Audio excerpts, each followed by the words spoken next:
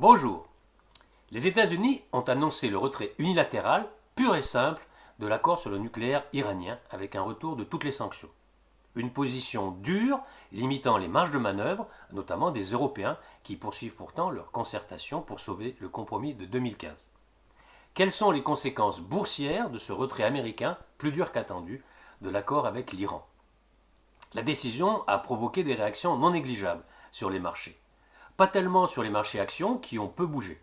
Le CAC a ainsi gagné 0,2% la semaine dernière, le Dow Jones près de 2% et l'indice MSCI monte 2,4%.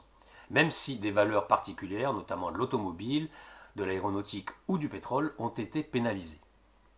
Concrètement, il va devenir compliqué et risqué pour une entreprise travaillant en dollars américains de faire des affaires avec des sociétés iraniennes. Celles-ci ont 6 mois pour arrêter les relations commerciales avec l'Iran.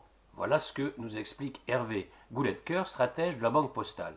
Même si le retour des entreprises occidentales, plus européennes qu'américaines, sur les marchés iraniens avait été plutôt timide depuis 3 ans, un certain nombre d'entre elles sont concernées.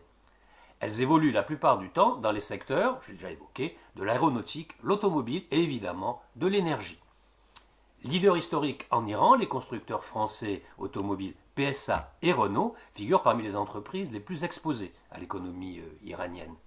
Les deux groupes avaient rapidement signé des accords de production dès 2016 pour revenir en Iran et leur stratégie prévoit une montée en régime de leur activité pour les années encore à venir.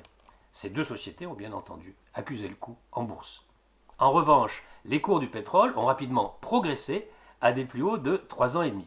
Le Brent, qui a gagné plus de 3% la semaine dernière, se traite actuellement au-dessus de 78 dollars à son plus haut depuis 2014.